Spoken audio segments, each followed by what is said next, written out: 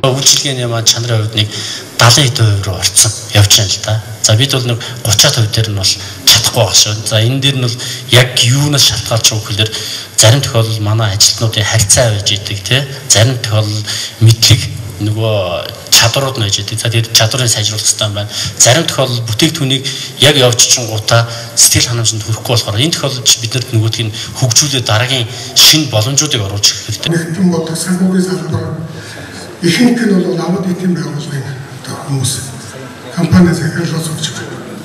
Тийм учраас өнөөдөр одоо энэ системийг энэ 10-аас 20 30 гаруй 30 төгрөгийн бүрэлдэхүүнтэй энэ зөвлөх хүчирхийллийн үйлчилгээний компаниудад нэвтрүүлэхэд хэр зэрэг төвөгтэй хэр зэрэг үр дүнтэй одоо вэ гэдэг талаас нь юу вэ?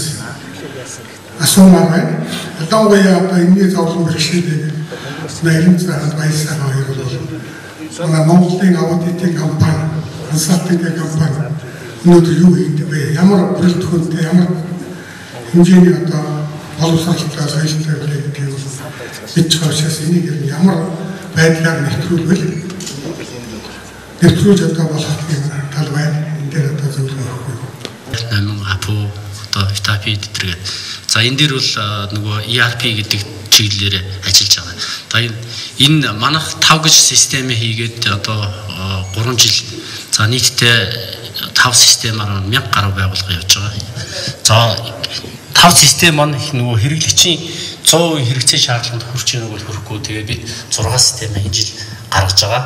За оны өмнөхөн 6 системийн 6.0 гэдэг юм хууль руу гарсан. Одоо туршилтын журмаар байгууллагуудаар тавигдаад энэ оны 5-6 сараас бол ерөнхийдөө масс үе тарах баг. За жижиг дунд байгууллагуудад ер нь яадаг вэ гэхээр байгууллагуудыг харахаар та яг өөртөө тохирсон юмыг сонгож авах хэрэгтэй. За энэ дээр том байгууллага зориулсан шийдлүүд байдаг, дунд байгууллага зориулсан шийдлүүд байдаг, их жижиг байгууллага зориулсан шийдлүүд байдаг. Хэрвээ 5 юм уу 10 хүнтэй жижиг компаниуд гэвэл заавал компьютер дээр суулгах шаардлага байхгүй. Интернет нөгөө үүлэн технологи дээр мэдээлэл чинь өөр энгийн учраас нөгөө бүх юм ойлгомжтой гарахгүй. Шаардлагатай нөгөө онлайн нөгөө үйлчлэгээний асуултуудаа онлайн дээр орж ирэх асуулт явуулдаг чинь боломжтой. За баярлалаа. За ерөнхийдөө ERP-ийн үед манай яг одоо энд байж байгаа төлөөллүүд бол одоо энэ ERP-ийн Монголын зах зээлийн бас чухал төлөөлөгч нар байна. Nivol Монгол компани бол одоо түрүүн Эрдэнэт захирлын дурдсан бэлэн одоо Microsoft-ийн бизнесийн шийдлийг Монголд оруулж ирж хэрэгжүүлдэг. За тэгэхээр энэ систем маань өөрөө одоо олон одоо бизнесүүдэд туршигдсан, олон салбарт туршигдсан ерөнхийдөө бэлэн болсон бүтээгдэхүүн гэж ойлгож байна. За тэгэхээр энэ одоо системийг хэрэглэдэг компаниудын одоо томоохон төлөөллүүдээс дурдах юм бол жишээлбэл Miat компани байна. За мэдээлэл холбооны сүлжээгээ 21 аймагт одоо салбартай бас одоо сүлжээний компани байгаа. За уулуурхан компаниудаас одоо оюутлогоо байна, Areva байна. За өргөн эрхлэний компани гэх юм бол одоо MSN буюу Mongolian Star Mail-Shares гэх мэтчлэн одоо салбар болгонд одоо компаниуд яг энэ бэлэн хөгжсөн системийг аваад хэрэгжүүлээд явж байгаа гэж ойлгож байна. За таны түрүүний асуусан 30-40 хүний бүрэлдэхүүнтэй одоо яг ийм консалтинг компанид хэрэглэх одоо боломж нь жишээлбэл яг манай системийн хувьд юу байж болох вэ гэхээр одоо яг бүх төвшний хүмүүс систем дээр орж ханаад ажиллах боломжтой. Яагаад тэгэхээр бид нэр ERP системийн тухай ярьж байгаа учраас тийм. За үйлчлүүлэгчтэй харилцдаг борлуулалтын менежерүүд ч юм уу хүний нөөцөд ч юм уу яг жинхэнэ одоо санхүүгийнхэн за тэгээ удирдлагууд гих мэтчлэх хүмүүс маань нэгдсэн нэг системд ороод одоо яг процесс юу болж байгаа гэдгийг хянадаас явах боломжтой гэсэн үг тийм. За тэгэхээр 30-40 хүний бүрэлдэхүүнтэй компанид одоо хэрэгжүүлэхэд бас шаардлага ямар вэ гэдгээс хамаарат одоо хэрэгжүүлэлтийн хугацаа тэгээд үн хөлс маань тодорхойлогдож гарна гэж бас ойлгож байна. Маш чухал зүйл ярьж байна. Тэгээд бидний өөдөөс энэ интер дээр дандаа энэ системийг нийлүүлэгч талын хүмүүс сууж байна л да. Гэхдээ би бол та бүхний үйлчлүүлэгч хэрэглэгч худалдаа авах талынхнаас уг нь асуух гэсэн юм л да. Тэгэхээр энэ системийн давуу талын талаар бол зөндөө ярьж бид нар бас ойлгож байгаа.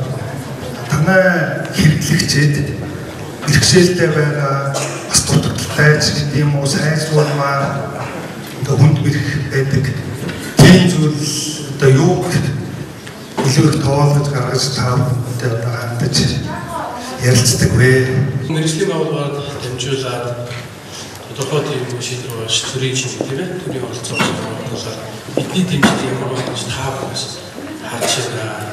Тэгээд бид бас тэднийг хэрэгжүүлэх тал дээр бас ажиллаж таавар бас мэргэжлийн байгууллага мэргэжлийн төлөвлөгч юу хийхээс хүсэж байна. ERP-ийг нэвтрүүлээд үр дүнд хүрсэн тийм хэрэглэгчийн жишээг бидэнд хэлж өгөөч. Энэ тэмдэглэл болон газруудын яриад яваад байна.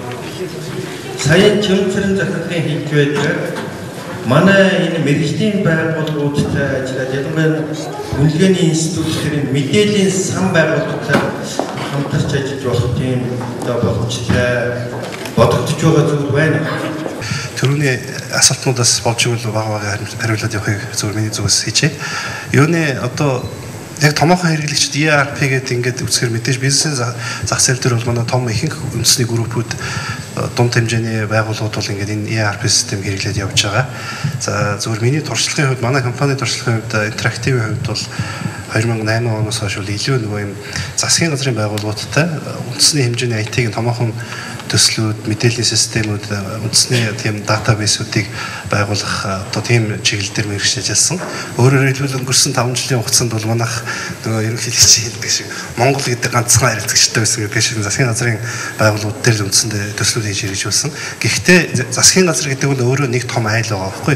Ерөөсөө л яг том одоо олон салбарын нэгжтэй олон групптэй одоо байгууллагатай төстэй жишж үзэж болно. Тэгэхээр энэ ажлын хүрээнд бол бидний хувьд одоо иргэний шинжилсэн бүртгэл, хурууны хээний database, иргэний шинэ цахим үнэлэхний програмчлалын ажлууд байж байна. За та бүхний мэдэх нь сонгуулийн автоматжуулсан систем, шүүхийн одоо процесс ажиллагааны хяналтын системүүд байж байна. Монголын одоо малын бүртгэлийн том database байж байгаа гэдэг юм уу. Төрийн байгууллагуудын мэдээлэл солилцооны систем гэдэг юм уу. Иймэрхүү чиглэлүүдээр ороод эднүүсийг хооронд нь интеграцчлах байдлаар ингээд явсны үр дүнд бол одоо бас энэ бол нэг төрлийн ERP юм. Тэгэхээр энэний үр дүнд бол та бүхэн мэдж байгаа сонгуулийн үйл ажиллагаа яаж хялбарчж байна. Тэр бүртгэлийн болоод сонгуулийн бусад байгууллагуудын хоорондын үйл ажиллагаа энэ хэлтсүүдийн үйл ажиллагаа бол хоорондоо маш тийм уян хатан ингээд ажиллаад ирэхээр тэр мэдээллүүдийн нэг давхардал мань байхгүй болоод ирж байна тийм ээ. За сүүлийн одоо та бүхний хамгийн сайн мэдж байгаа жишээгээр бол одоо энэ оны 1 сарын 1-ээс эхлээд захим татварын систем ингээд ажиглалтанд орж байна. Өөрөөр хэлбэл бүх аж ахуйн нэгж байгууллагууд татвараа одоо 100% онлайнаар төлдөг болоод хийж явах систем дээр бас ингээд хийгээд хөтөлгөд өгч байна. Тэгэхээр энэ болгон бол ERP-гийн нэг жишээ. Тэгээд байгууллага дээр одоо ингээд ERP нэвтэрснээр одоо та бүхэн мэдж байгаа одоо төөц машин ингээд нэвтэрсэн хорооны захим үнэлэхэд дараад би хорооныхоо тодорхойлтыг авчдаг, татврынхаа тодорхойлтыг авчдаг болж байгаа нь бол нөгөө ERP нэвтэрснээр яаж одоо улсын гэдэг нэг байгууллагын ардталт нь ERP ажиллаад эхэлсэн байна шүү дээ. Тэгээ энэ маань ингээд улам ингээд үр дүнгээ өгөөд эхэлж байгаа учраас энэ бол одоо нэг жишээ нь. Одоо яг Нягтлан бодох мөртгөлийн зөвлөлийн зүгээс яг мэргэжлийн байгууллагын зүгээс нэг юм байна. Өнөөдөр ингээд байгууллага болгон нэг шаардлага гаргаж ирээд тэрийгээр одоо өөрсдөө тэр шаардлагатай таарсан систем хайна гэдээ ингээд явахаар гадна талд байж байгаа системүүд нь ч гэсэн нэг тухайн байгууллагын шаардлагын зориулаад системээ локал хөгжүүлээд тэдний шаардлагыг хангаж өгöd гэдэг. А гэтэл уг нь бол мэргэжлийн нэгэн дарга зүйн хувьд ингээд зангидж байгаа байгууллагын хувьд бол энэ бүх мэргэжлийн одоо Нягтлан бодогч нар маань Нягтлан бодох бүртгэлийн институт тэр нөгөө үйл ажиллагааны чиглэлээр ERP тавьдаг шаардлагуудаа цуглуулчмаар байгаа байхгүй. Тэгээд за санхүүгийн чиглэлээр санхүү дотроо шил үйлдвэрлэлийн чиглэлээр төлөвлөлтийн чиглэлээр орлуулалтын чиглэлээр одоо юу гэдэг хөрөнгөний удирдлагын чиглэлээр хөрөнгө оруулалтын чиглэлээр ийм шаардлагууд байна. Тэгээд салбар болгоноор нь шаардлагууд байж байдаг. Тэгээд энэ шаардлагууд дээр дотоодын компаниуд болон гадны энэ вендорууд маань орч ирээд тэр шаардлагуудыг хангаж чадчихэв үү гэдэг дээр хамгийн ихний одоо шалгуур тавигддаг болчих юм бол энэ бол улсын хэмжээнд нийтлэг шалгуур болж явж байгаа юм л да. Тэгэх юм бол энэ дээр бас нэг ийм асуудал байгаа. Энэ хөрөнгө бизнес систем хөгжүүлж байгаа байгууллагууд ингээд баахан зардал гаргаад нэг систем хөгжүүлээд байдаг. Тэгээ хэдийн хүртэл энэ маань ингээд хөгжих үү гэдээ ингээд харахаар ерөнхийдөө дотоодын бизнес үндэсний яг дотооддоо мэдээж хэрэгцээ шаардлага хангаад дэлхийн хэмжээнд өрсөлддөг тийм систем гаргаагүй цагт бол бид одоо дотооддоо хичнээн сайн юм хийлээ гэдэг энэ бол нэгт яг одоо том утгаараа бол харагдахгүй байгаа юм л. Тийм сайн зүйлийг бүхэн одоо илмийн түүнийг зөв засгаа тогтцоо юм болоо ягаад юм батлах юм болоо. Гэвч сарай өөр жишээ дээр юм гэдэг байна. Энэ одоо бидний яг ERP системийг хэрэгжүүлэлтийг ярьж байгаа одоо 1000 компанийн хувьд болж байгаа асуудал өдөртгөөний нэг юм асуудал шүү дээ. юм уу? Тэгэхээр системийн одоо хилээ хэр амжилт сайн хийсэн бэ? Хүмүүс хэр сайн хийдэг вэ гэдгээр одоо манай системийн удаан одоо компанийн жишээ авч ярьж байгаа энэ хоёрыг одоо яасан гэж байна.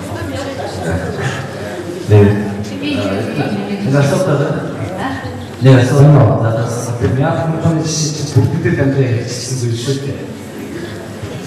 Яг бодож 복붙을 бичлээ. Өгдөг талын бичлэлийг хийх санаагаа бичсэн zulшөөтэй. Наад нөө тусгаасаа бүгддэг байсан. Наасны дээрээс гаргаад тэгээд гадны байгууллага шилжүүлээд явуулсан гэж.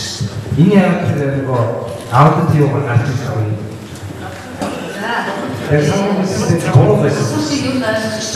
Тэгэхээр энэ асуулт юу их сонирхолтой асуулт. Эндээс бүр аюу бид нар бүгд өгөөж авах гэж бодож байна. Яа тэгэхээр энэ систем бол удирдлагын шийдвэр гаргахгүй, хоёр байгууллагын хооронд нэрээ хийж байгаа, нэрээ хэлсээр юм уу те. Энийг бол энэ систем хийхгүй шүү дээ. Яг энэ системээр бизнесийн мэдээлэлд ороод процессор яваад ингээд процессор гарч ирэх хэрэгтэй гэж байна. Тэгэхээр энэ хоёрыг ялгах процессор ямар ч тохиолдолд бол бизнесээр зайлшгүй бих гаргах, зайлшгүй юу би системээс хамаарахгүйгээр хүнээс хамааралтайгаар гарч байгаа юм байна байхгүй. Энийг илрүүлэх систем бол илрүүлэх. Тэгэхээр бизнес процесс гэдэг бол таны дотоод ашиглаж байгаа аудитын програм байгаа. За дээр нь санхүүгийн програм бол та нарт байгаа. Дээр нь хүний нөөц. Хүний нөөц бол 10 ч 20 хүнтэй ч байсан гэсэн бас сошиал одоо заавал нөгөө гүйцэтгэлийн үнэлгээ KPI үнэлгээ гэж байдаг. Ажилчдынхаа үнэлгээнүүдийг ингэж тогтоож өгдөг.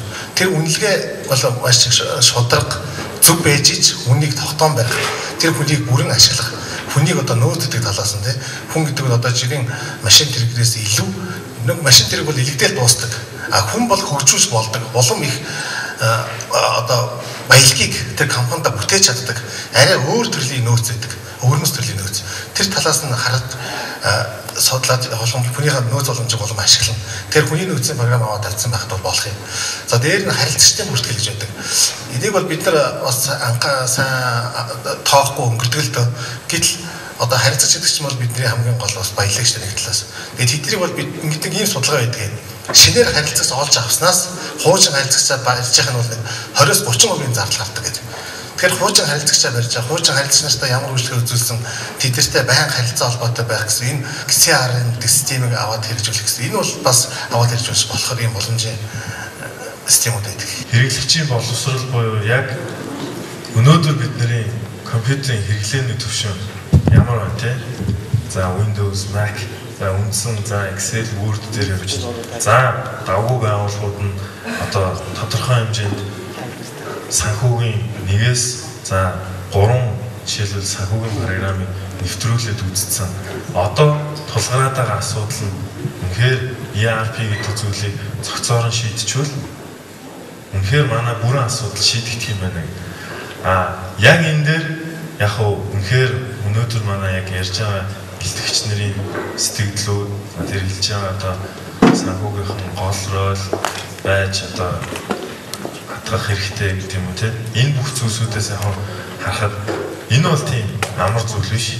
Энэ бол тийм одоо юу гэдэг зүгээр нэг ингээд заамаа нэг хэдэн төгрөгөө за одоо манай байгууллага дээр нэвтрүүлээ гэдэг тийм юм бол биш. Энэ бол одоо нөгөө тоглоом биш. Гэхдээ нүүхүү үлдэхүү юу гэдгийг яг үндсэндээ хариулт нь байх ийм хэмжээний одоо зүйл гамаа гэсэн энэ яг энгийн одоо байдлаар мэдээллийн технологийн хурд мөн одоо юу гэдэг та бүхэнд бас тулгарч байгаа энэ одоо баг хамт олонны хэрэглэгч одоо хэрэглээний энэ боловсролыг бас анхаарах энэ зүйл дээр яг санаа сэтгэлээ хэллээ. Баярлалаа. Асуулгаараа дундуур үлдэх 2 жижиг арга хэмжээнээс цоо байгууллагыг төлөвлөсөн байгаа.